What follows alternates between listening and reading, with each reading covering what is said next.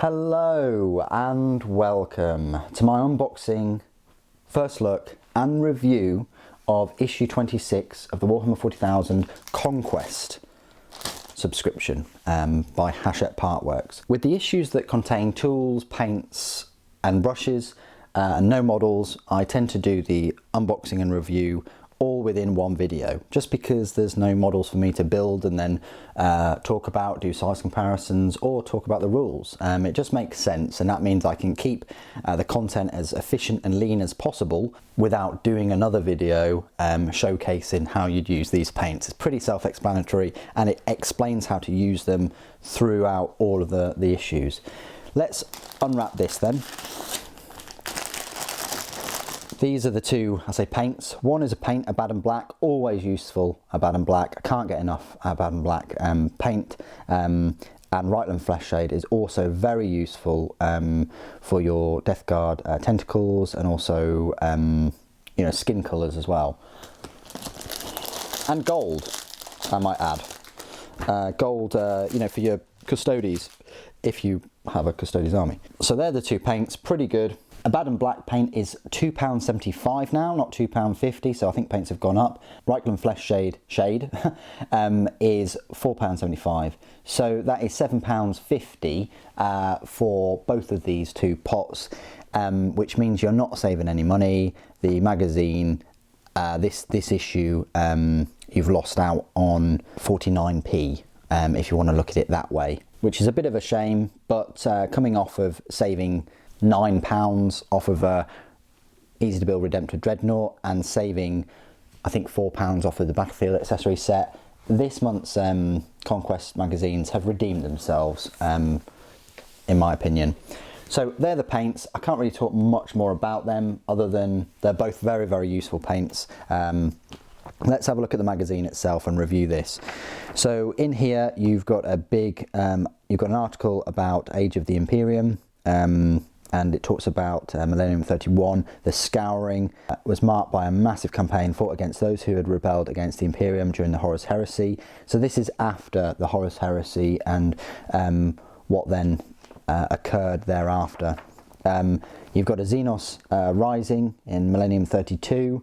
There was more tragedy where Roboute Guilliman, Primarch of the Ultramarines and Lord High Commander of the Imperium, was mortally wounded by the demon Primarch Fulgrim. That's covered in one of the most recent books.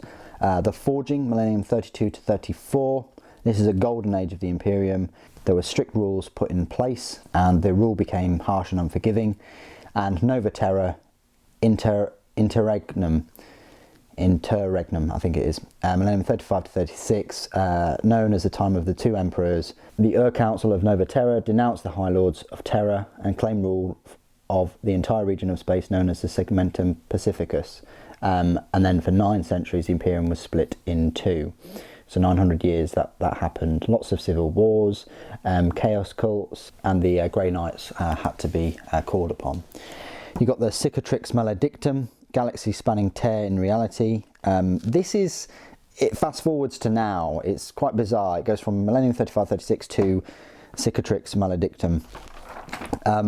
This is kind of like very present at the moment with this Great Rift. And then it jumps back to Demons of Nurgle, Great Unclean Ones, which you unfortunately won't be getting in the set, but it's an incredible model. And if you do want a centerpiece for your Death Guard army or Nurgle army, I can't recommend the Great Unclean One kit enough. Yes, it's £85, which is more than a Bloodthirster, but it's a fantastic kit.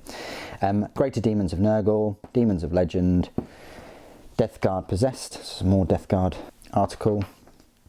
Possession, Gifts, Possessed Warriors. If you've seen the new Chaos Space Marines that have come out recently, there's some excellent Possessed Space Marines, which are fantastic. And then it goes to, and then it swaps to Space Marines Roboute Guilliman. Guilliman's Return, again another fantastic model. I think he's about £37.50 or so.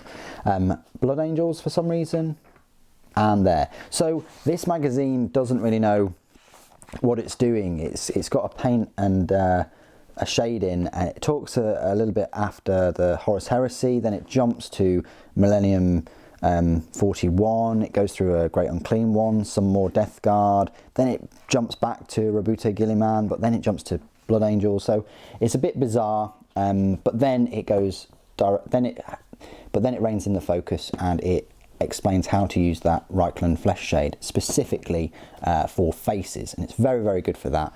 My tip is paint the face, dry brush the face in the detail, shade the face, and then dry brush and add some detail. I know that's a lot of steps, but that kind of works for me. Reichland Flesh Shade again, you know, remember all those horrible pink parts of the models that they left that horrible bright colour? Well, now you can use the Reichland Flesh Shade and that just darkens them a bit and gives them more detail, makes the detail pop out. There you go, look, much, much better, especially for that Mythic Blight Hauler too. All the skin parts. Finding Felthius. Well, we had Felthius a few articles ago. Recon Assault, Mission Briefing Sever the Head, and you've got Death Guard Deployment, and it's called Decapitation Strike.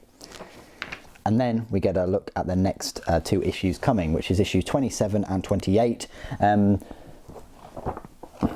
27, it says build your Rhino, and then 28, paint your Rhino. So it's a similar vein as the Redemptor Dreadnought, whereby you'll get half of the Rhino in 27 and the other half, because it says complete your Rhino, in 28.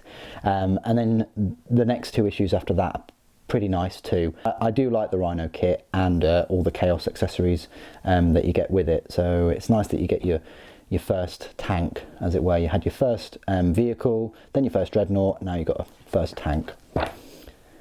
So there you go. That is my unboxing, first look and review of issue 26.